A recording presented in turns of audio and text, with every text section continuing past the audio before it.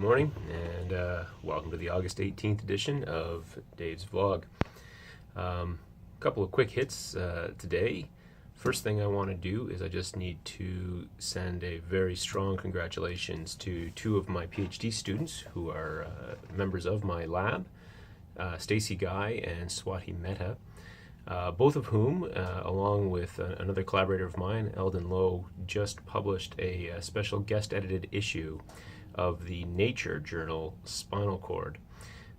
This whole issue covers a series of reviews and meta-analyses and clinical practice guidelines that they created for the management of neuropathic pain following spinal cord injury. This is a remarkable accomplishment. I will say that both Stacy and Swati's CVs are rivaling mine at this point. They've been remarkably productive to this point in their academic career and are going to become very, very big players in the space very, very soon, if they aren't already. And also connected with that, the rest of the group who worked on that series of reviews, they are fantastic. A number of them are open access. I'm going to put the link in the comments section here below this video. But other collaborators, Bob Teasel, Dalton Wolf, Dwight Moulin, just a great team who worked on this series of reviews. So yeah, huge props to them. Is props still a thing? I don't know. I heard a kid say that one time. I thought it was cool, so I wanted to say it too.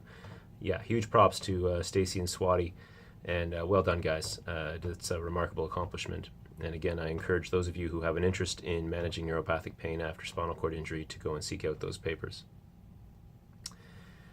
The other thing I think I'll talk about today, and this is becoming sort of an interesting thing for me now. I find myself driving to work in the morning thinking about what of the 1,000 things that I could talk about I want to talk about today.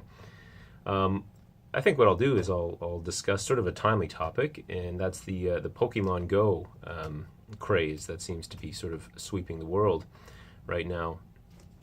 It's interesting to me as I sort of look at my Twitter and other social media, the number of colleagues, physios, who sort of take a bit of a shot at these Pokemon Go players. And I get it on some level. I get that, it's easy for these folks to get a bit, let's call it, into the game and maybe lose track of their surroundings and sort of what's going on around them.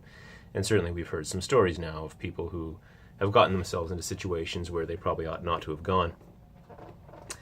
But I want to step back for just a second and think about what this game potentially means.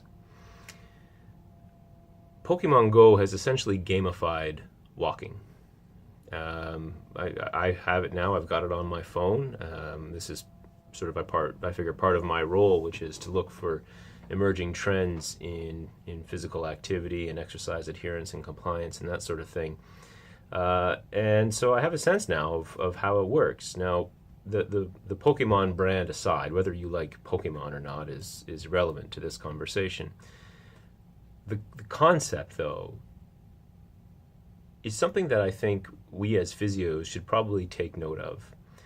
For years, we've talked about how we can improve adherence to our treatment recommendations, most of which are based around activity and exercise or behavior modification, that sort of thing.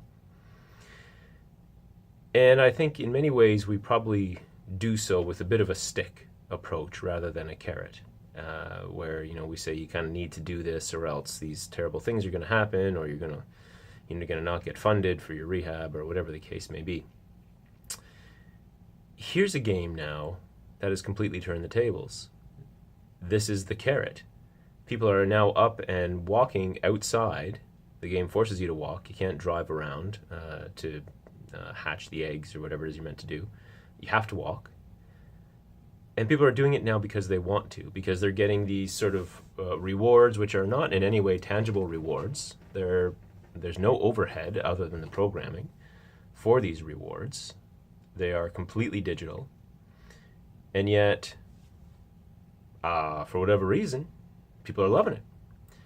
People are moving. Now, what if we took that concept maybe we did away with the Pokemon idea, but the idea of gamified rehab, the idea of maybe even using augmented reality potential in our smartphones and devices.